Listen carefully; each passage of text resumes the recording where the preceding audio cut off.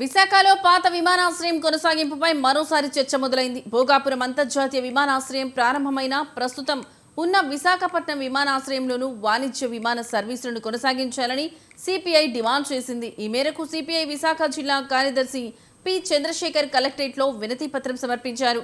ఢిల్లీ, నోయిడా, గోవా, ముంబై వంటి నగరాల్లో 2 విమానాశ్రయాలు సమాంతరంగా పనిచేస్తున్న విషయాన్ని గుర్తు చేశారు.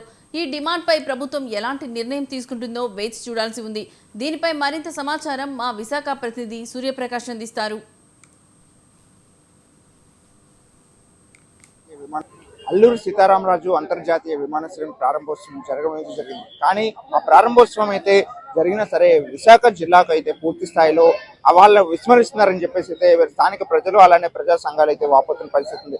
ఏదైతే అంతర్జాతీయ విమానాశ్రయం భోగాపురం ప్రాంతంలో ఏర్పాటు చేశారో కానీ ప్రస్తుతం విశాఖలో నడుస్తున్న అంతర్జాతీయ విమానాశ్రయాన్ని మూసివేసి భోగాపురం అంతర్జాతీయ విమానాశ్రయాన్ని ప్రారంభించాలని చెప్పేసి అయితే వీళ్ళు వెళ్ళే ప్రయత్నం అయితే చేస్తున్నారు. దాన్ని పూర్తిగా అడ్డుకోవాలని ఎప్పటికైనా సరే ఈ యొక్క విశాఖలో ఉన్న యొక్క ఇండస్ట్రీకి సంబంధించి కావచ్చు, అలానే అంతర్జాతీయ విమానాశ్రయాన్ని పూర్తి స్థాయిలో మళ్ళా రన్ చేయాలని అయితే ప్రదర్శనలు కోరుతున్నారు. అసలు ఎందుకు ఈ సమస్య ఏంటనే విషయం తెలుసుకున్నారు అని చెప్పండి. అసలు ఎందుకు అంతర్జాతీయ విమానాశ్రయం అక్కడ తీసుకొచ్చారు కదా, మళ్ళీ ఇక్కడ వైజాగ్లో కూడా ఎందుకు కావాలంటున్నారు, అసలు ఏంటి? భోగాపురంలో అల్లూరి సీతారామరాజు గొప్ప విప్లవకారుడు, పోరాట యోధుని పేరుతో ఒక అంతర్జాతీయ విమానాశ్రయాన్ని నిర్మించి దాన్ని ఈ దేశ ప్రధానమంత్రి నరేంద్ర మోదీ గారితో ప్రారంభించడం శుభపరిణామం. దాన్ని మేమందరం కూడా స్వాగతిస్తున్నాం, మంచిదే. కానీ ఎన్నో ఏళ్ల నుంచి సేవలు అందిస్తున్నటువంటి విశాఖ విమానాశ్రయాన్ని మూసేస్తాం అనడం మాత్రం చాలా దుర్మార్గమైనటువంటి చర్య. 30 ఏళ్ల పాటు ఇక్కడ అంతర్జాతీయ విమానాశ్రయాన్ని ప్రారంభించగానే దాన్ని ఆపేస్తాం. దాన్ని 30 ఏళ్ల పాటు ఎటువంటి రాకపోకలు కూడా ఇంకా ఉండవు. పూర్తిగా దాన్ని నిషేధం విధించి పూర్తిగా మూసేస్తామని చాలా స్పష్టంగా ఆ రోజు 2014 నుంచి 19 మధ్యలో అధికారంలో ఉన్నటువంటి చంద్రబాబు నాయుడు నాయకత్వంలోని ప్రభుత్వం GMR తోని ఒప్పందం చేసుకుంది. ఈ ఒప్పందం అనేది చాలా కుట్రపూరితం. దీనికి ఇక్కడ ఉన్నటువంటి స్థానిక ఎంపీ భరత్ గారు ఏం చెప్తా ఉన్నారు, మాకు ఇక్కడ విమానాశ్రయాన్ని కొనసాగించడం ఎటువంటి ఇబ్బంది లేదు, కాకపోతే GMR సంస్థ అనుమతి కావాలని చెప్తా ఉన్నారు. ఒకవైపు ఏమొచ్చి శంషాబాద్ ఎయిర్పోర్ట్ నిర్మించిన తర్వాత ఈ బేగంపేట ఎయిర్పోర్ట్ ను మూసేశాం కదా అని చెప్తా ఉన్నారు. కాబట్టి ఆ రోజు కూడా ఉమ్మడి ఆంధ్రప్రదేశ్ లో ఆ ఒప్పందం చేసుకున్నప్పుడు, ఆ ఎయిర్పోర్ట్ నిర్మించినప్పుడు దాన్ని ఒప్పందం చేసుకున్నది కూడా చంద్రబాబు నాయుడు గారు ముఖ్యమంత్రిగా ఉండి. కాబట్టి మీకు వివిధ రాష్ట్రాల్లోని ప్రధానమైన నగరాల్లో ఎయిర్పోర్ట్లు 5 ఏళ్ల కాలంలో నిర్మించారు. ఆ నిర్మించినట్టు ఎయిర్పోర్టుల్లో పాత ఎయిర్పోర్ట్లు ఎక్కడా కూడా మూసేసినటువంటి దాఖలాలు అయితే లేవు. ఉదాహరణకి ఢిల్లీలోని నోయిడాలో కొత్త అంతర్జాతీయ విమానాశ్రయం నిర్మించారు. నిర్మించిన తర్వాత ఇందిరాగాంధీ అంతర్జాతీయ విమానాశ్రయాన్ని యథావిధంగా కొనసాగిస్తా ఉన్నారు.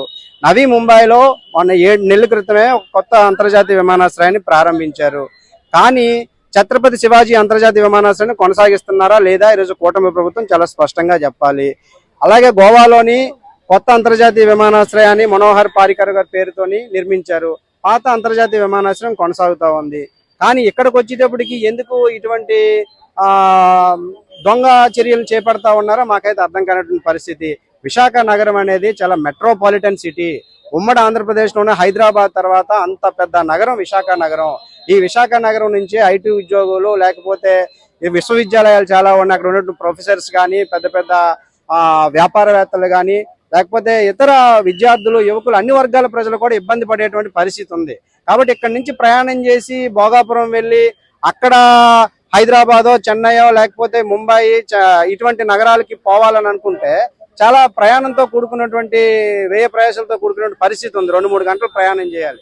కాబట్టి ఇక్కడి నుంచి ప్రయాణం చేసి వెళ్లే కన్నా ఇక్కడ వందే భారత్ లేకపోతే సూపర్ ఫాస్ట్ ఎక్స్ప్రెస్ ఎక్కితే విజయవాడ పోవచ్చు, హైదరాబాద్ ఇంకా చాలా త్వరగా పోవచ్చు. కాబట్టి ప్రభుత్వం ఆలోచించాలి, మొండిపట్లకు పోకుండా వెంటనే ఈ అంతర్జాతీయ విమానాశ్రయంతో సైమల్టేనియస్ గా ఇక్కడ కూడా ఈ విమానాశ్రయాన్ని కొనసాగించాలని మేము డిమాండ్ చేస్తా ఉన్నాం. అసలు ఎలా అనుకుంటున్నారు, ఏం చేద్దాం అనుకుంటున్నారు? ఈ పోరాటం ఒకవేళ ఎంతవరకు తీసుకెళ్తారు కొనసాగించకపోతే?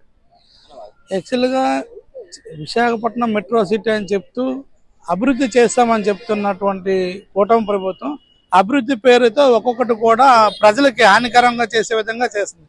ఈరోజు డొమెస్టిక్ ఫ్లైట్లు తిరగడం వల్ల ఏంటంటే విశాఖపట్నంలో ప్రత్యేకించి మధ్యతరగతి వ్యాపారస్తులు కానివ్వండి, అత్యవసర పరిస్థితుల్లో నుండి సామాన్య ప్రజలు కూడా విశాఖపట్నం అందుబాటులో ఉన్న ఎయిర్పోర్ట్తో కంటిన్యూషన్గా హైదరాబాద్ కానీ, విజయవాడ కానీ వెళ్ళడానికి చాలా అనుకూలంగా, ముంబై కానీ వెళ్ళడానికి అనుకూలంగా ఉంది.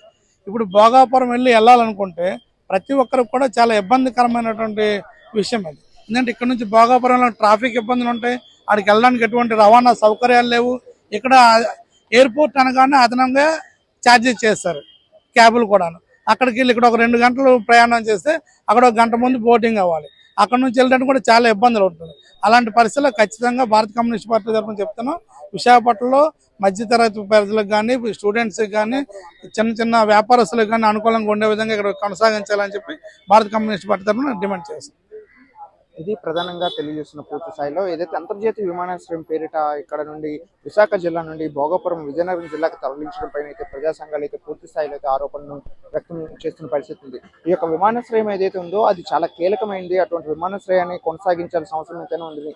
రోజుకి 3000 మందికి పైగా కూడా ఈ యొక్క ఎయిర్పోర్ట్ నుండి అయితే ప్రయాణం చేస్తుంటారు. అటువంటి ఎయిర్పోర్ట్ ని తీసుకెళ్లి కనెక్టివిటీ లేని ప్రాంతం ఏదైతే ఉందో భోగాపురం ప్రాంతంలో ఇక అల్లూరి సీతారామరాజు ఇంటర్నేషనల్ ఎయిర్పోర్ట్ ని అయితే ప్రారంభించి అక్కడ ప్రారంభించడాన్ని అయితే అడ్డుకోవాలని చెప్పేసి అయితే ప్రజా సంఘాలు కోరుతున్న పరిస్థితి కనిపిస్తుంది. దీనికి సంబంధించి కలెక్టరేట్ కి కూడా వినతి పత్రాన్ని అందించారు. అలానే బీజేపీ ఎమ్మెల్యే కూడా దీన్ని పూర్తిగా వ్యతిరేకిస్తున్నారు. ఇప్పటికైనా సరే దీనిపైన తగు చర్యలు తీసుకోవాలని చెప్పేసి కోరుతున్న పరిస్థితి కనిపిస్తుంది. కెమెరామెన్ సాయి కిరణ్తో సూర్యప్రకాష్, స్వతంత్ర టీవీ, విశాఖపట్నం. అల్లూరి సీతారాం